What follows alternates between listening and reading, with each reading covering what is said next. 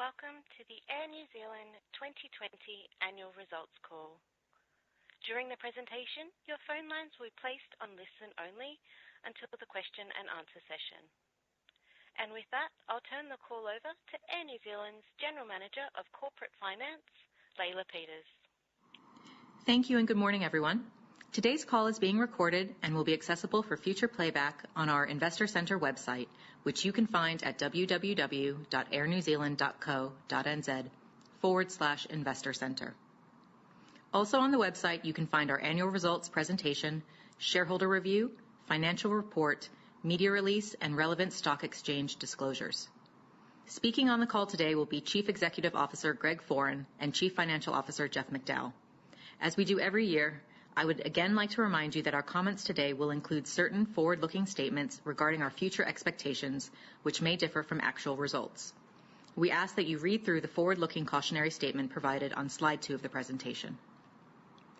I would also like to draw your attention to the fact that a number of prior period comparative figures have been restated throughout the presentation to reflect the retrospective disestablishment of aircraft fair value hedges, which we disclosed to the market earlier this year. The group has also adopted ANZFF 16, the new leasing standard, from the 1st of July 2019. In accordance with the transition provisions of the standard, comparatives have not been restated. I urge you to read through these statements on slide 3. Within the presentation, there is also a supplementary information section that includes slides that we will not specifically address during the webcast. These slides provide key financial and operational details, and we recommend that you take the time to review that information. With that, I will now turn the call over to Greg. Thank you, Leila. Kia ora and good morning, everyone, and thanks for joining us on this morning's annual results call. To say it's been an incredibly challenging 6 months would be putting it mildly.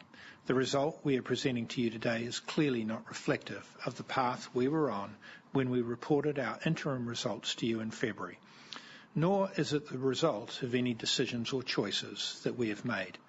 Rather, it is a reflection of the worst operating environment the aviation industry has ever experienced. I'd like to take a moment now to thank the Air New Zealand whānau, the large majority of whom have made significant personal sacrifices to help ensure that we can emerge strongly from this crisis. Scaling down our operations, revising our flying schedules on a daily basis, and operating in an environment with new regulations and added complexity is a tough ask at the best of times, let alone in the midst of a global pandemic. Our people were operating in these tough conditions during a period of national lockdown and significant uncertainty. They have shown a level of resilience that frankly is quite astounding, and I want to thank each and every one of them for all that they do. And that includes those that have, unfortunately, recently left us. I will come to the results shortly, but to provide you with some context, within the course of a few short weeks, we went from transporting more than 330,000 passengers a week to various ports around New Zealand and internationally to transporting just 8,000 customers a week in April. That's just huge. To have an airline that basically can't perform its fundamental purpose of flying people to and from their desired location. And so we find ourselves really with a story of two halves. After a strong start to the financial year and an interim profit of $198 million, we are today reporting a loss before other significant items and taxation of $87 million.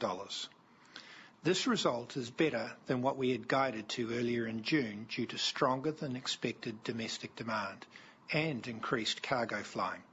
However, it is still substantially lower than what we were forecasting at the start of the year and is the first loss that we've reported in 18 years.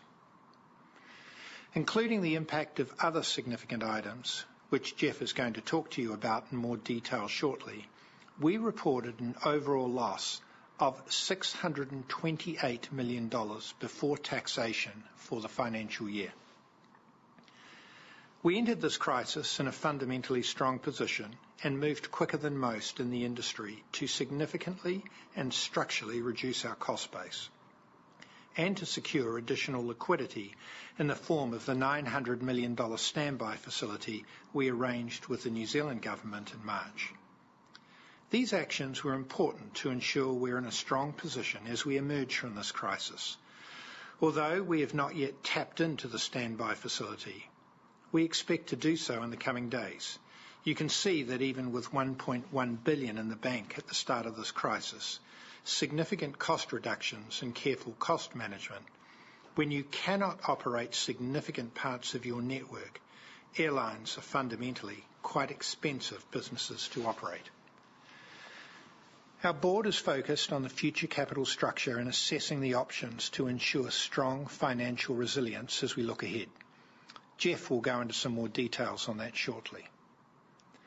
With the outlook for future passenger demand clearly uncertain and highly dependent on the removal of travel restrictions both here in New Zealand and globally, we are expecting Air New Zealand will be a smaller airline for some time to come.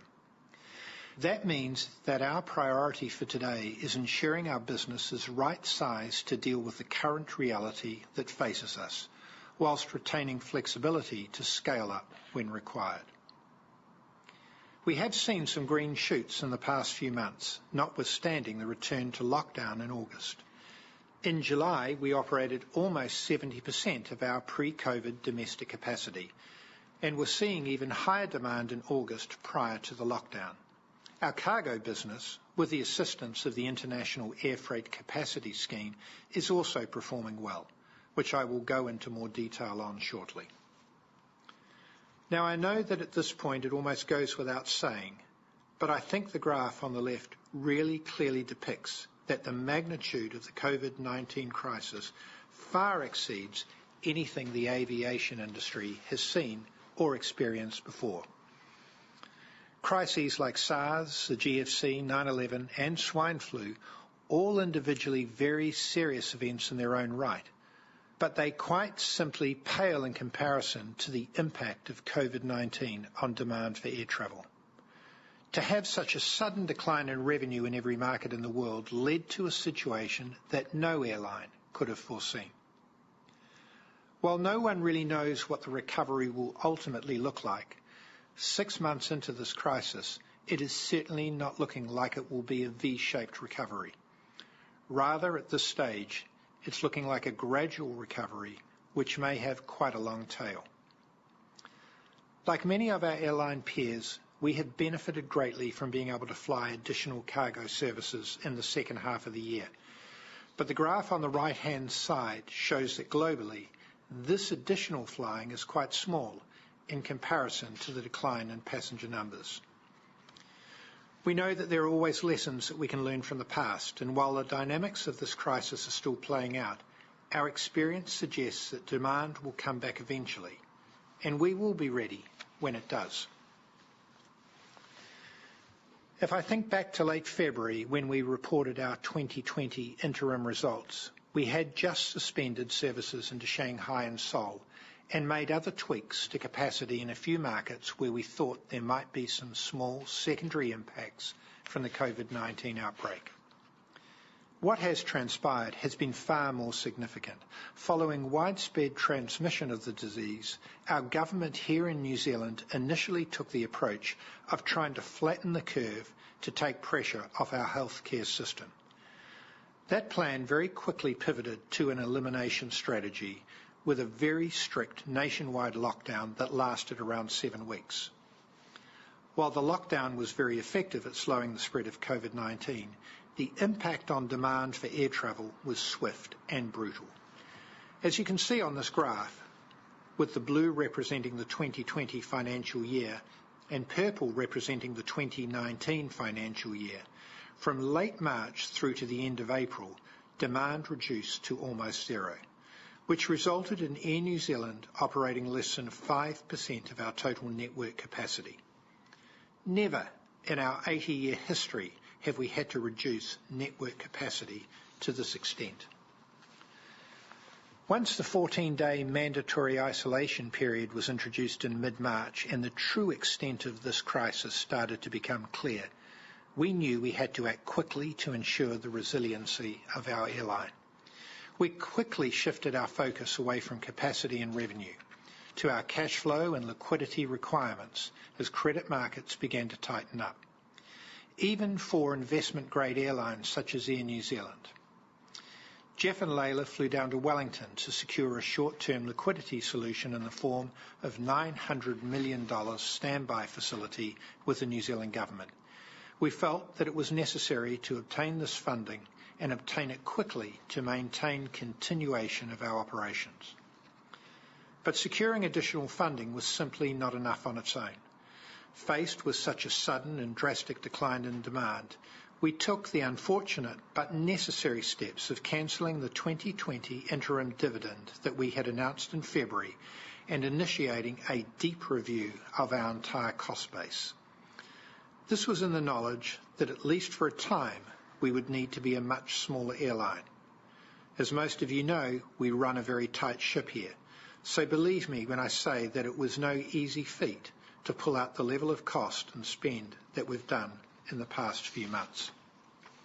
As an example, we have deferred or cancelled any non-critical CapEx spend, and critical had a very high bar.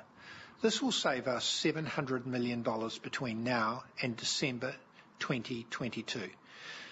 We also reduced spend across all areas of the business and sadly took some significant steps to structurally adjust our labour cost base to reflect the scenario that the airline will be smaller for a time as we exit this crisis.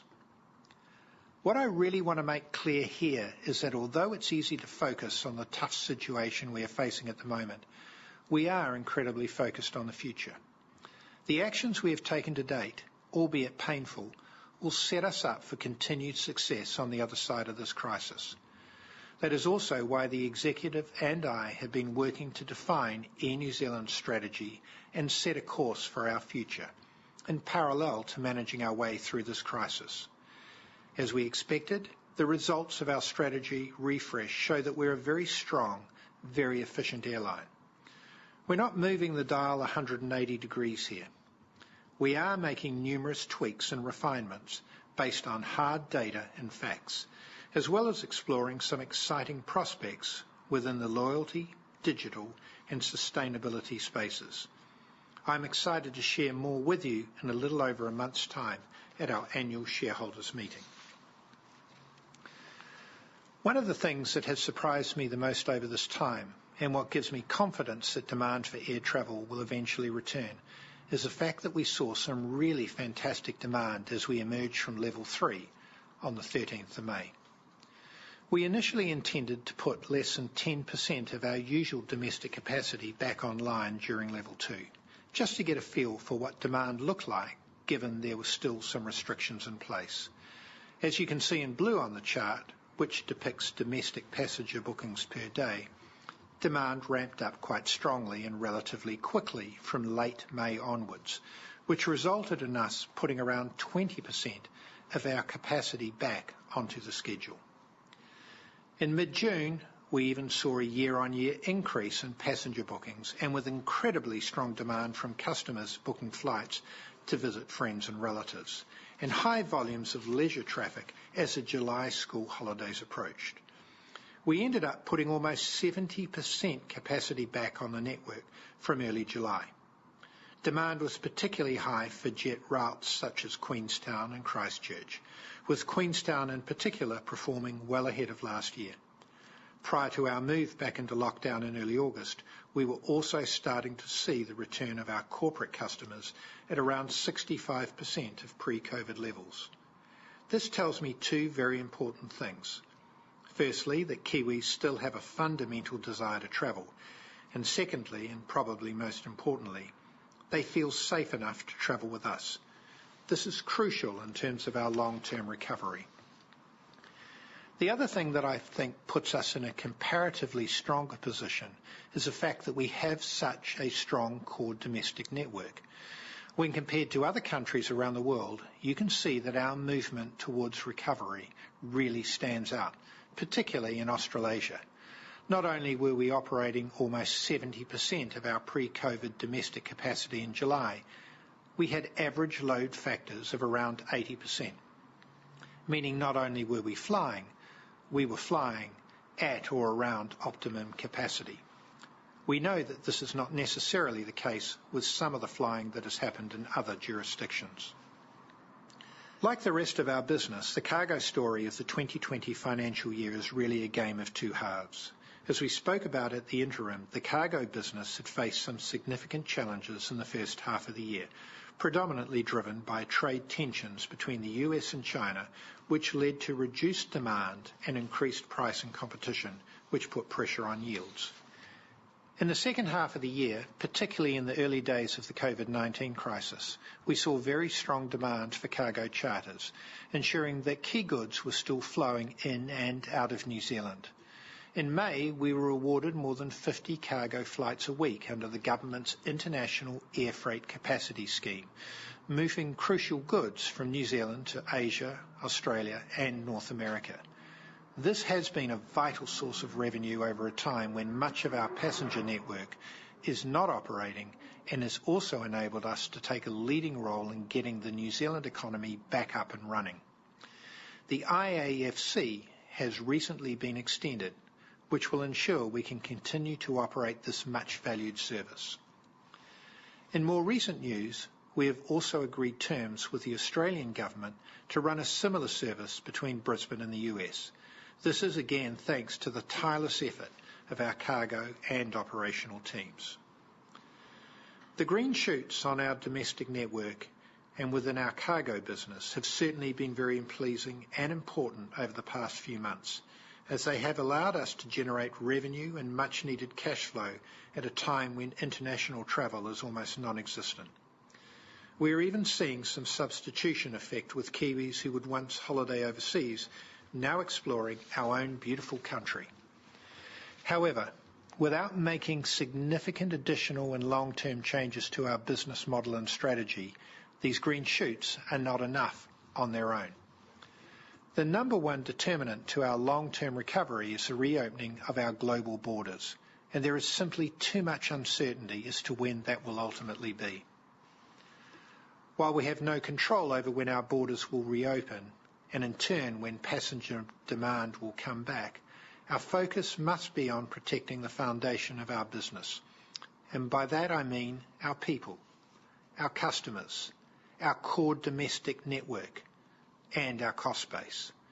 We have to remain as nimble and agile as possible so we can ramp up a network of profitable flying as soon as demand returns. Between the executive team and our board, we have a huge amount of knowledge and experience in this industry. We have been through tough times before, and while COVID-19 is in a class of its own, we know what needs to be done, and I'm confident we will come out of this stronger than ever. I will now hand over to Jeff to discuss the financial results. Thanks very much, Greg, and kia ora and good morning to everyone on the call. Turning now to some of the key financial numbers for this year. Operating revenue of $4.8 billion was down 16% on the prior year. If you think about the fact that we reported interim revenue of $3 billion a few months ago in February, it's clear that the second half of FY 2020 has been very challenging. You can see in the call-out box below the graph that earnings for the first half of the year were relatively strong. Prior to the introduction of mandatory 14-day isolation requirements and ultimately the closing of New Zealand's borders to all foreign nationals, we had been tracking well to deliver profit in line with the earnings guidance we provided at the interim results, and that was between $300 to $350 million. But overall, at the end of the year, we're now reporting a loss before other significant items and taxation of $87 million. So if we look at the statutory result, we are reporting a loss before taxation of $628 million. As a reminder, in mid-June we provided an update to the market around our expectations for several items that would be classified as other significant items for the 2020 financial year. These items, which total $541 million, are largely non-cash in nature for this financial year. I'll give a breakdown and some more detail on that in the coming slides. Net loss after tax for the period was $454 million, and we ended the financial year with $438 million of cash. Now turning to our profit waterfall chart on slide 17. I won't go into each of these, but you can see that the huge dip in profitability is largely a result of the $1 billion decline in passenger revenue, which was only partially offset by cargo and other revenue. Our labour costs reduced by $154 million due to a range of things such as reduced headcount, cancellation of incentive payments, as well as the $115 million wage subsidy payment we received from the New Zealand Government. Fuel costs declined $306 million, driven largely by the 21% reduction in capacity for the year. The average fuel price net of hedging also declined significantly as the fall in global demand for air travel resulted in a drop in the pricing for Singapore Jet.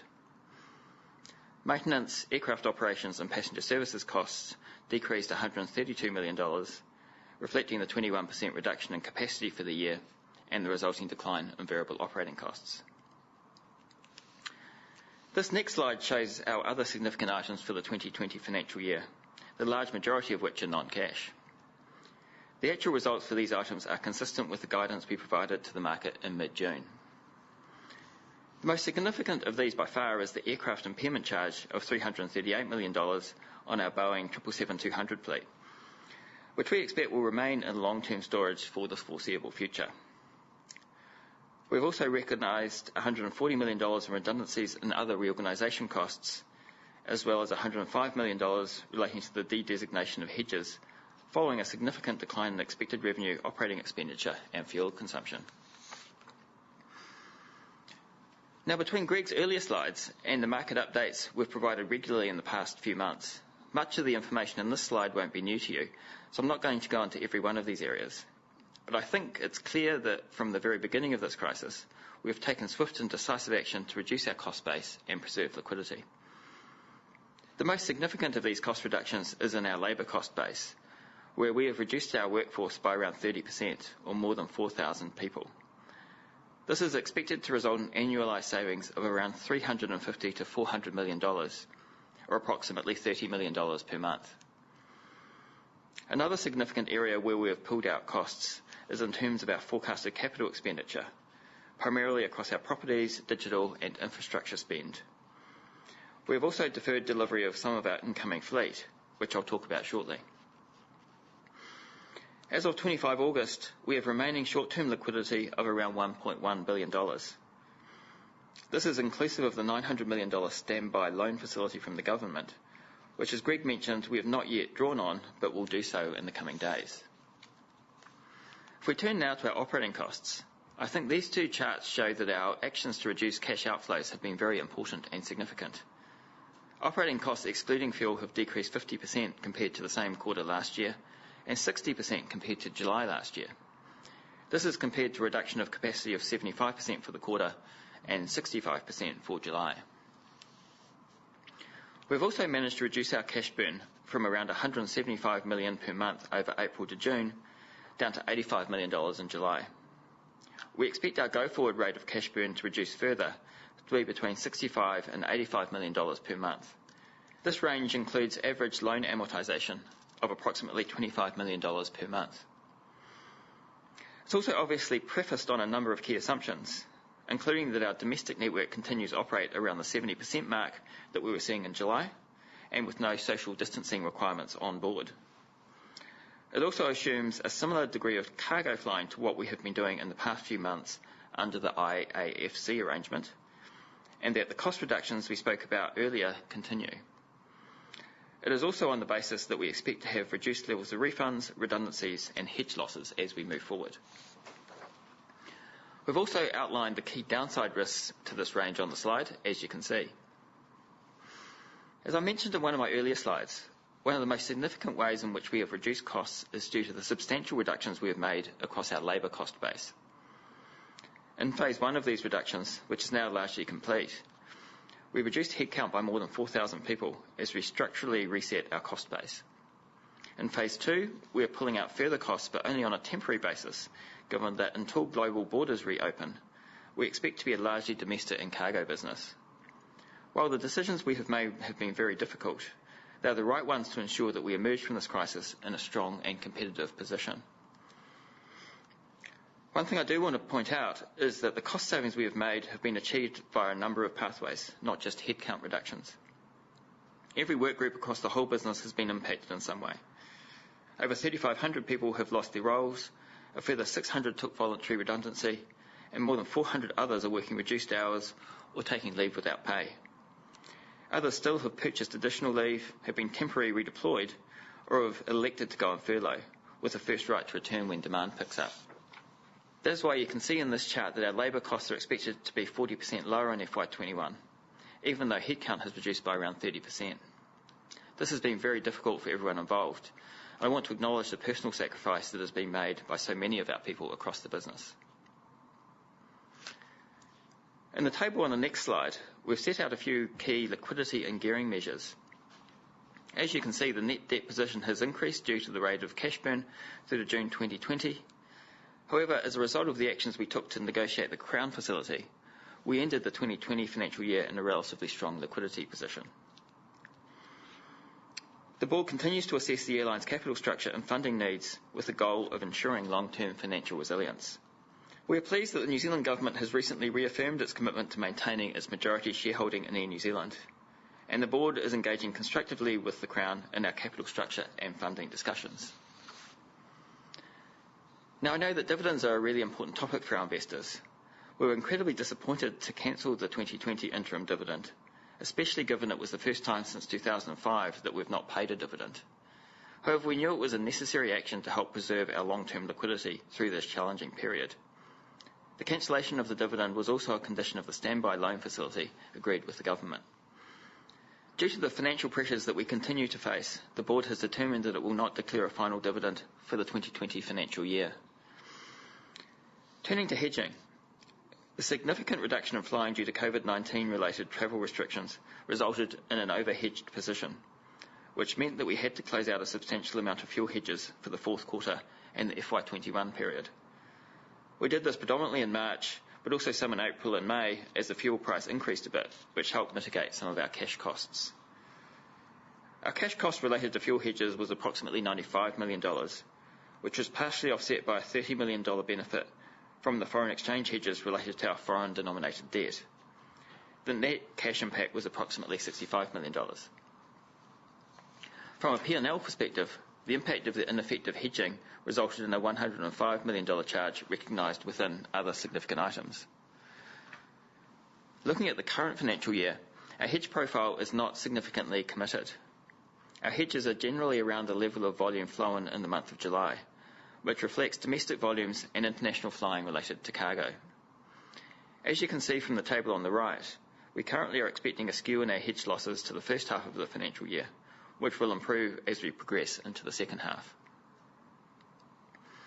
Given the uncertainty around our network level and subsequent fuel volumes and foreign revenues, the board has approved a temporary exemption to the defined hedging parameters outlined in our group treasury policy. We continue to closely monitor market pricing, and when it makes sense, we may add some new fuel hedges into the fourth quarter and beyond, but this would be based on relatively low volume estimates. In the chart on slide 26, you can see the expected phasing of our updated aircraft capital expenditures through to 2024, which total approximately $2 billion based on an exchange rate of 65 cents. We haven't previously shown this forecast out to 2024, which is why that number seems bigger than you've seen in the past. But as you can see, it's still substantially smaller than our historical spend. Based on the actions management has taken in the past 6 months to respond to COVID-19, you can see that we've deferred around $200 million in expected aircraft capex across the 2020 to 2022 financial years. We are most focused on that near-term capex profile, given FY20 to 22 are really the crunch years in terms of lower expected demand. From FY23, we get the first of our new Boeing 787 Dreamliners, but depending on the timing of recovery and demand, we do have flexibility to amend delivery dates of the subsequent aircraft. At this point, we've not made any formal deferrals of the 787 aircraft on order. You can see that we've reflected some timing changes on our expected delivery of neo aircraft for the domestic market as well. We've deferred the arrival of 5 A321 neo aircraft, each for about 1 year. I'll now pass you back over to Greg, who's going to discuss Outlook and leave you with some closing remarks. Thanks, Jeff. I want to be upfront about the fact that we're facing a difficult road ahead of us. It feels like COVID-19 and the resulting impact on demand for air travel will be with us for quite some time yet. As such, we're focused on those things that we can control, which is structuring our organisation for the current reality that faces us and building a solid foundation for the future so we're in a competitive position when demand returns, which we know it will. For at least the first half of FY21, we expect to be a largely domestic airline with a solid cargo business and hopefully some flying to the Tasman and Pacific Islands. As you know, our domestic business represents about a third of our total revenue, and although cargo is performing incredibly well, we are not structured to be a largely domestic business. That is why we've worked hard to ensure that every action and decision we've made, no matter how tough, will set us up to emerge strongly and competitively from this crisis. That is also why we've been working to define Air New Zealand's strategy and set a course for our future, as I spoke about earlier on this morning's call. I will provide further detail at the annual shareholders meeting in September this year. Given the uncertainty surrounding travel restrictions and the level of demand as these restrictions lift, Air New Zealand is currently not able to provide specific 2021 earnings guidance. However, each of the scenarios we are currently modelling suggest we will make a significant loss in 2021. So with that, can I say thank you very much for listening? I know you will have lots of questions, so operator, please open up the line. Certainly. Ladies and gentlemen, if you would like to ask a question, please press *1 on your telephone and wait for your name to be announced. If you need to cancel that request, please press the # or # key. Our first question comes from Andy Bowley from Forsyth Barr. Please go ahead.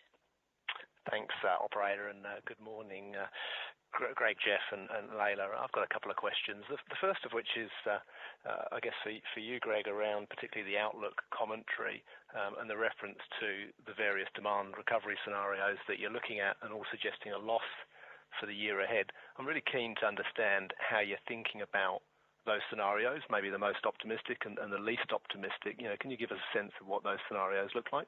Yeah, good morning, Andy.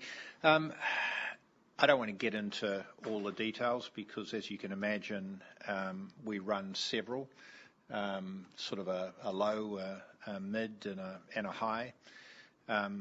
All of them would indicate that if they play out, there will be a loss next year.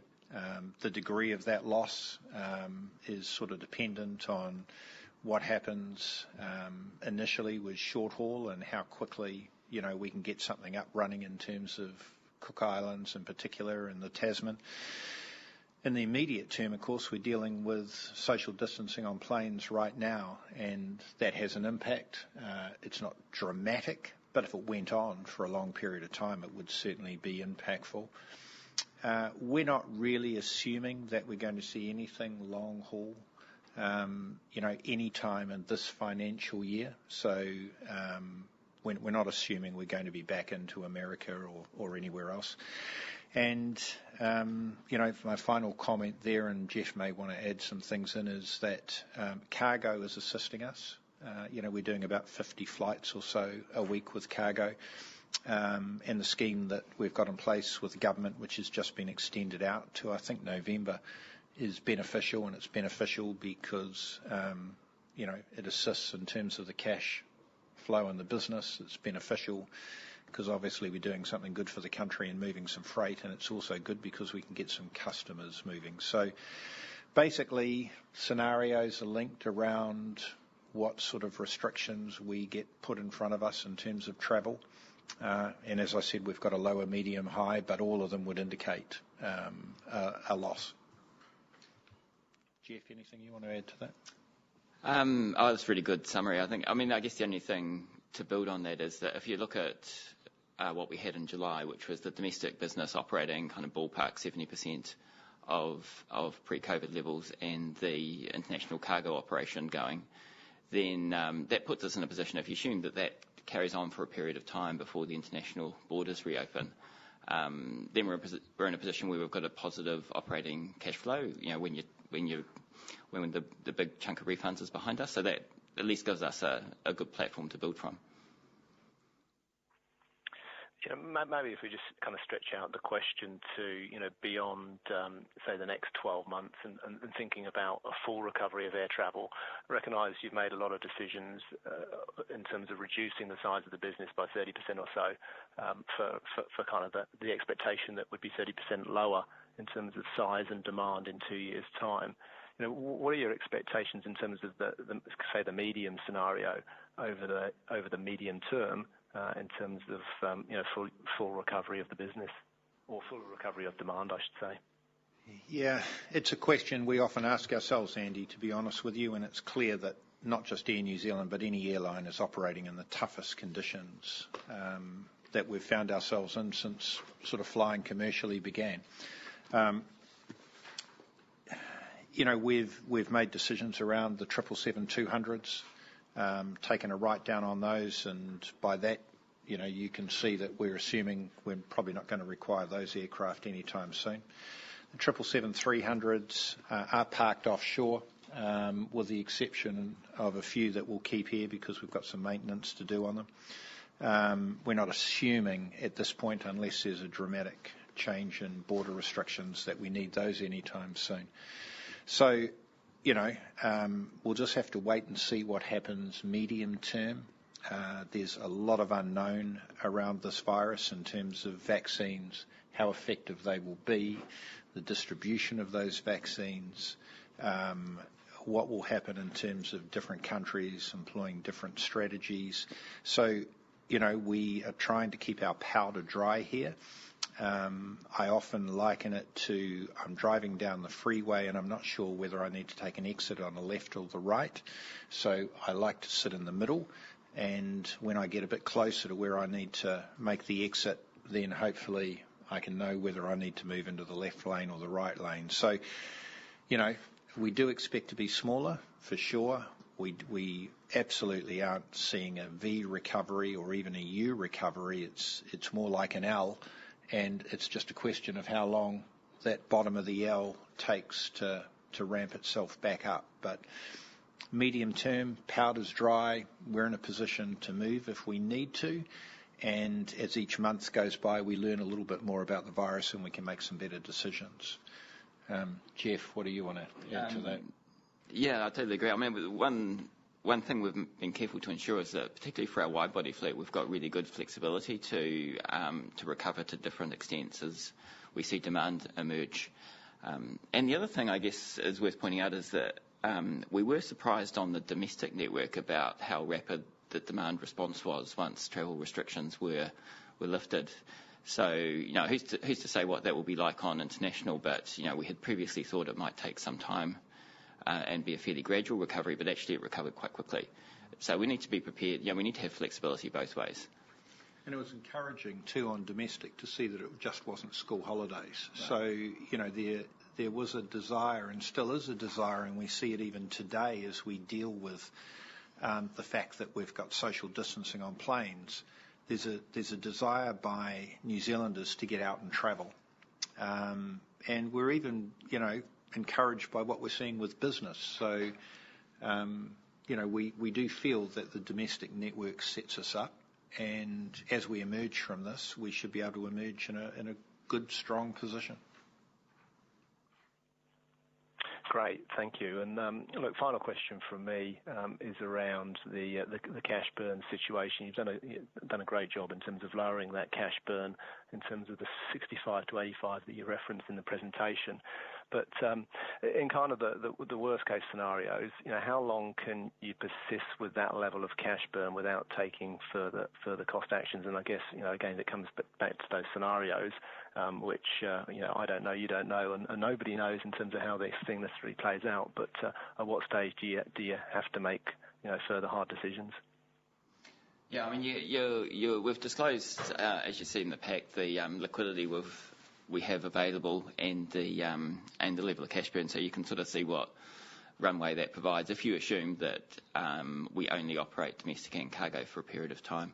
I mean, the challenge, I guess, that we would need to balance up is that any significant further changes to cost take longer to build back. So we're trying to maintain a good balance between flexibility to respond when demand does pick up and short-term cash burn. So it's a continuous balancing act, and as I guess more information emerges, we need to continually reassess it. But we feel we've got the balance about right at the moment.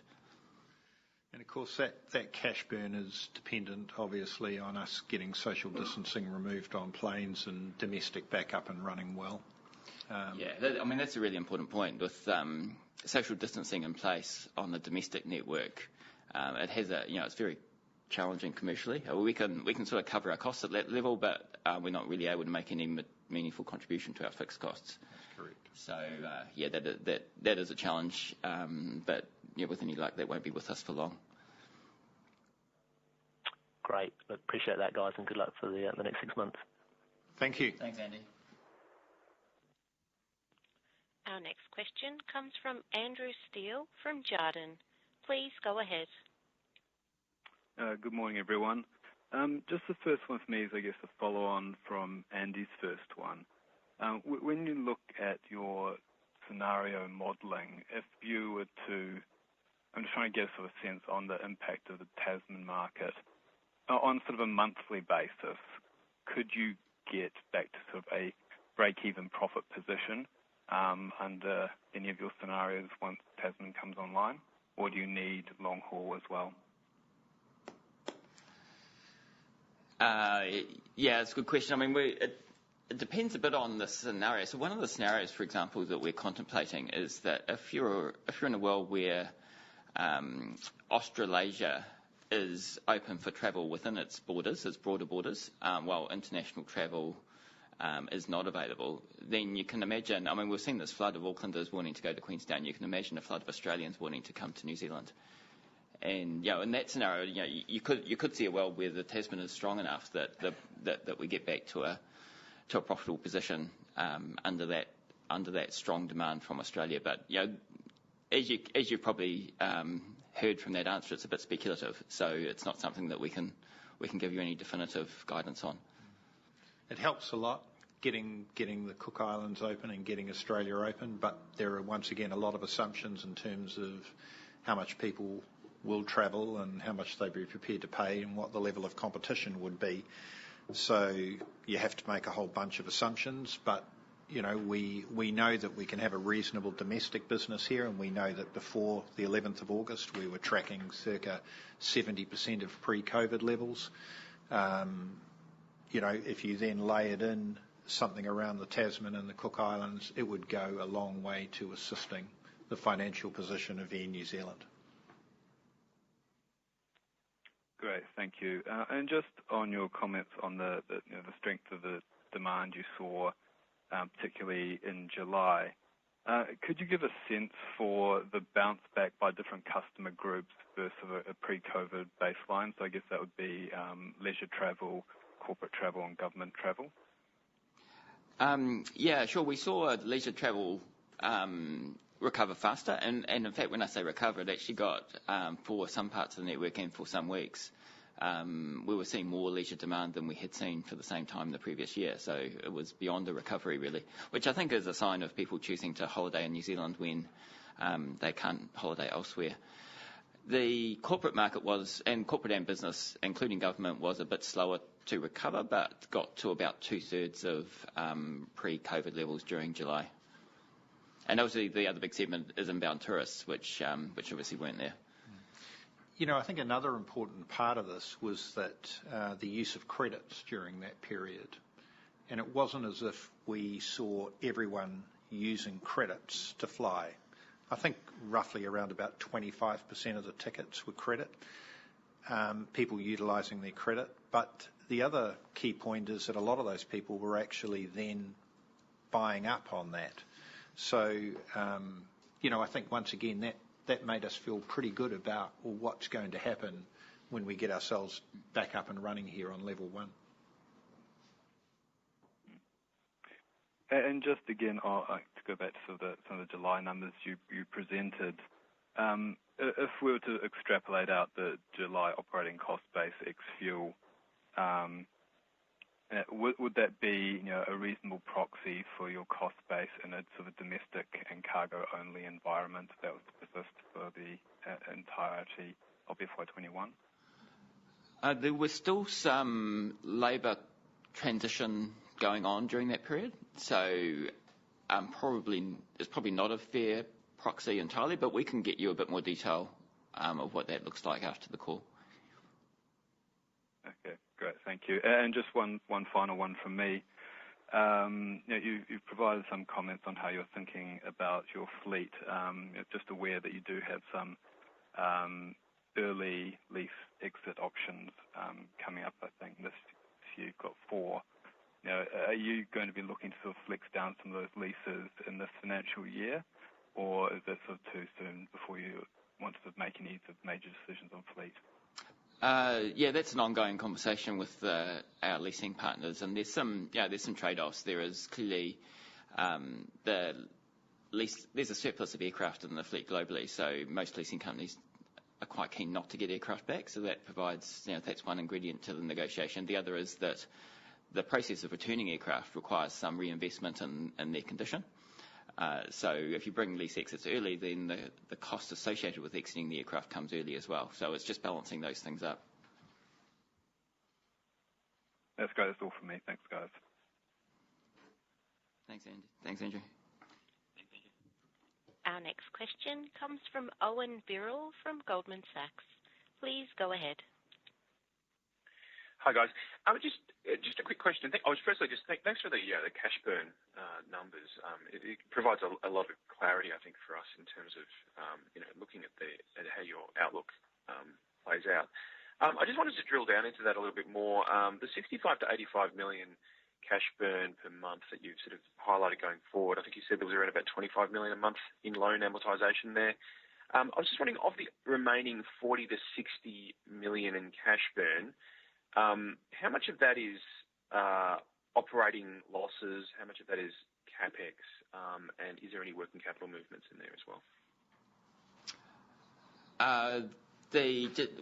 The rough numbers, CapEx would be it would be similar numbers, I think, as the debt amortisation. Is that fair? A little bit north of that, right, for CapEx on average. And then the rest would be, when we say operating costs, the rest is it's really our fixed costs. The flying that we're doing, and this is the way we put that estimate together. It was based on the world in which we operate, domestic and cargo, and the costs associated with that operation well and truly offset by the revenue. We're making a positive contribution there, but then it's the fixed cost base that creates the difference. And then Owen, as it's highlighted in the slide deck, our cash burn does include everything. So that includes assumptions on refunds, redundancies, fuel hedging, losses. Excellent. So roughly 25 million at the moment in terms of CapEx per month. Operating is breaking even. No, sorry, a little bit north of 25 million for investing cash flows. Oh. Okay. So the rest is all just the refunds, redundancy, and working capital movements. Correct. Excellent.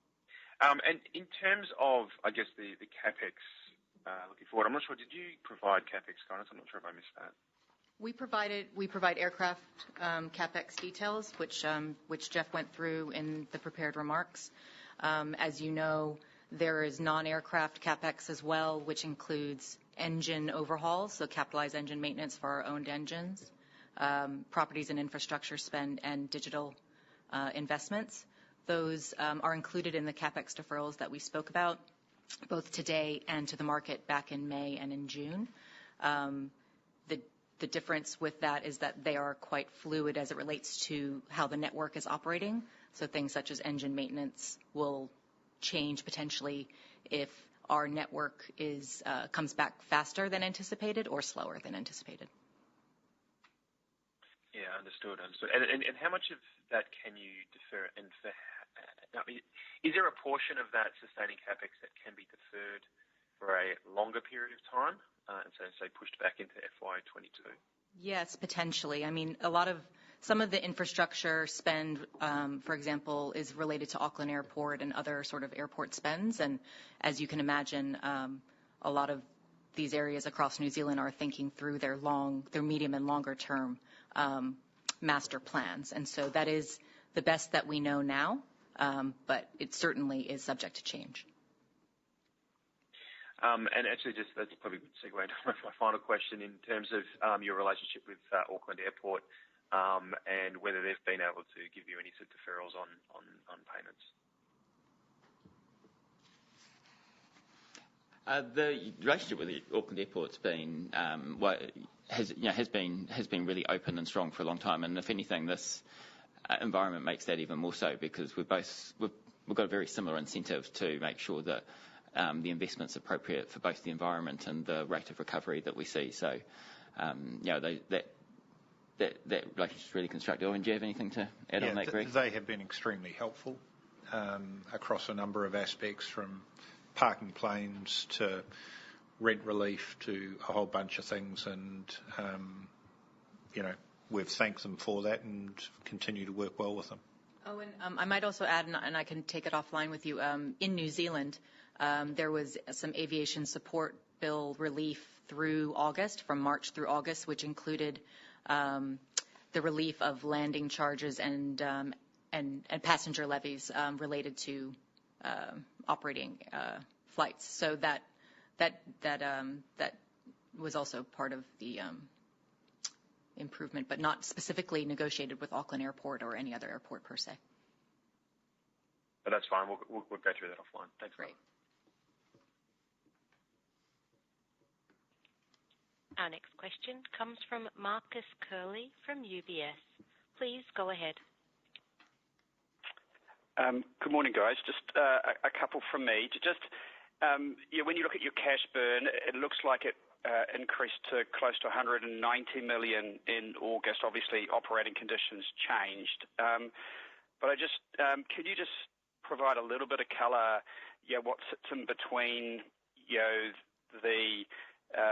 target and the 190 in August? Is that, obviously it's less flying. You mentioned social distancing. How big a component was that, and do you expect that to continue under level 2? So there are a number of moving parts. There was the redundancy and refunds costs as part of the story, and they taper quite quickly as you get into the more go-forward position that we've indicated. And as you say, the domestic network was really only operating for half the month in August. So, sorry, Marcus, I think you're thinking of the June 30 balance to current balance of 245. So that's July and August. So just thinking the 190 number represents effectively 2 months, not 1 month. Because as we stated, July's cash burn was 85. Yeah, and then I looked at what the cash liquidity position was at the end of August and took the difference being what happened in August, which looks like a significant increase over the 85. It's about 108. Okay. Sorry, and the difference, as I think Jeff was alluding to, is we started getting a slowdown in incoming receipts of cash as the restrictions in Auckland came into being. And so, in a situation you're in at the moment, which potentially repeats, when we're in lockdown and with social distancing on aircraft, what's the downside number on cash burn at the moment as you would see it? I can't give you a precise number, but sort of what I can tell you is that with social distancing in place for domestic, we can make a small cash profit, but it's not meaningful. Whereas when we were operating before, the domestic margins were similar to pre-COVID levels. So it's a fairly significant difference, and one that's really not sustainable. Agreed, which is why in our cash burn assumptions for go forward, we're assuming level 1 with no social distancing as per July. And Jeff, can you just talk to, when you're looking at your capital options, first and foremost, what your target gearing or metrics that you're looking at in terms of where you want to position the company? Yeah, so sure. If we think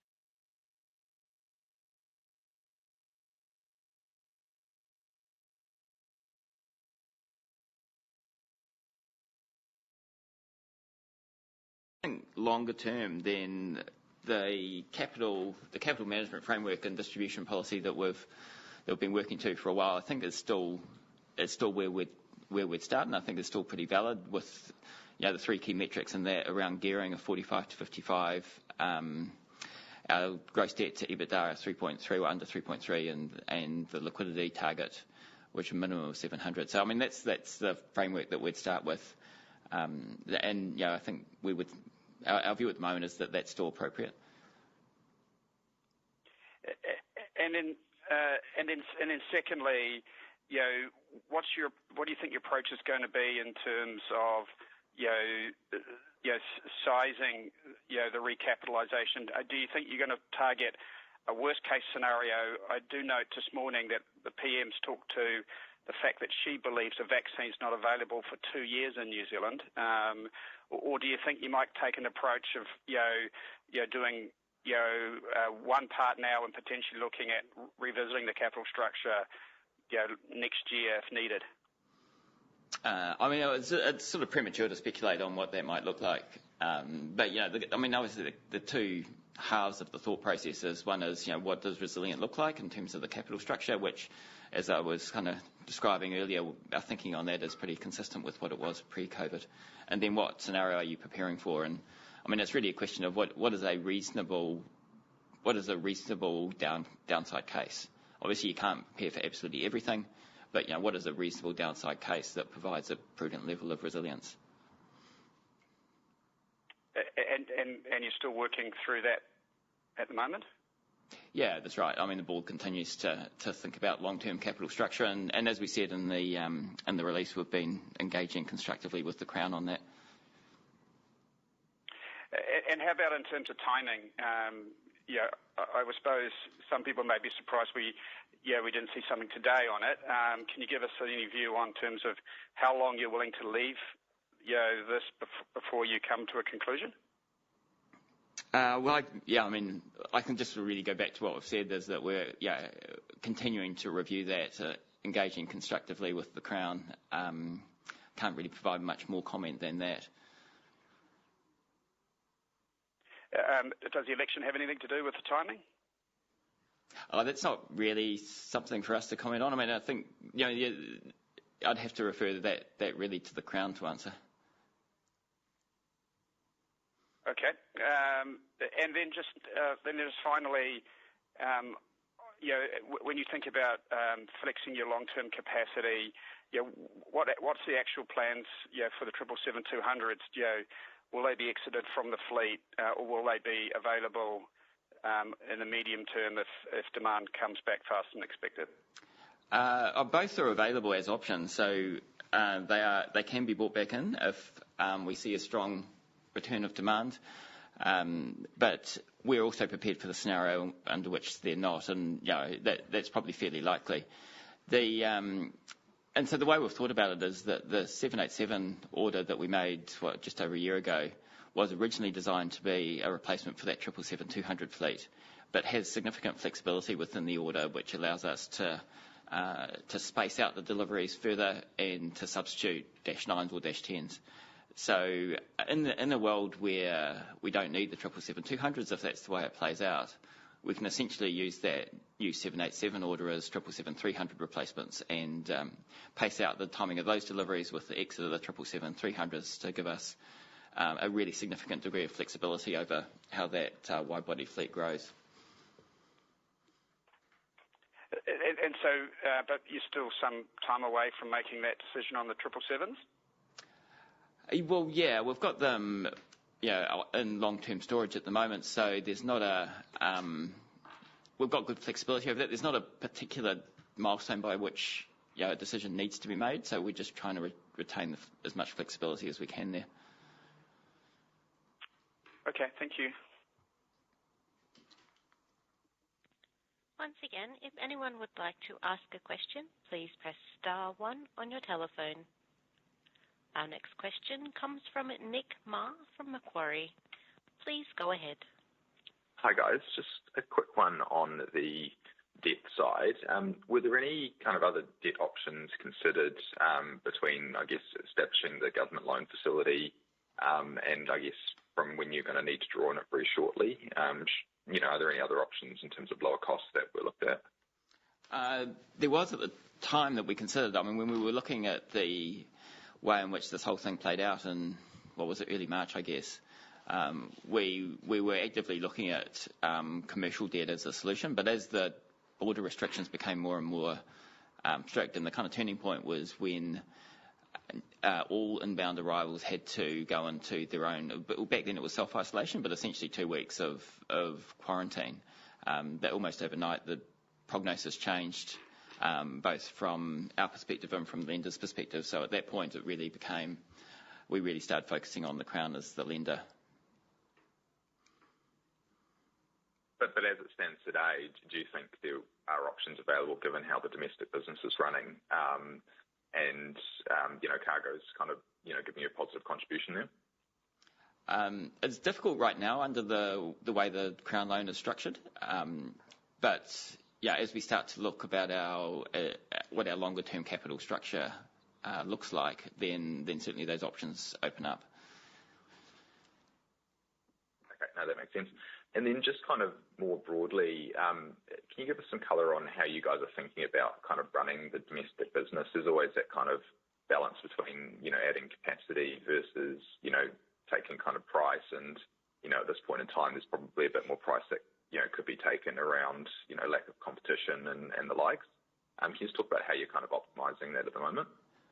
I guess we're expecting to see, as we were beginning to see in July, really strong demands, and also we would expect to see sort of a competitive position that's not dissimilar to pre-COVID levels. So we had Jetstar flying in July, and prior to the lockdown, Jetstar had been planning to and publishing a schedule which is quite similar to their pre-COVID levels as we were. So we, absent the lockdown, we were planning to get to 80-90% of pre-COVID capacity quite quickly. So it was, it's just about providing a network that supports the resurgence in demand that we were seeing. The mix changes a bit because, it's unlikely that you'll see business and corporate return quite as quickly to what it was pre-COVID. So that changes a little bit. And we've reflected that in some of our fare structures. A little bit less sale activity. And as you said, Jetstar were operating at 90%, and we hope they do get back soon, but that will be dependent on how quickly we can deal with social distancing. No, that's clear. Thanks a lot, guys. Thanks, Nick. Thank you. We have no further questions, so I will hand back for any final comments. Just wanted to thank everyone for joining us this morning. If there's any follow-up questions, please contact Kim or myself throughout the day, and have a good morning.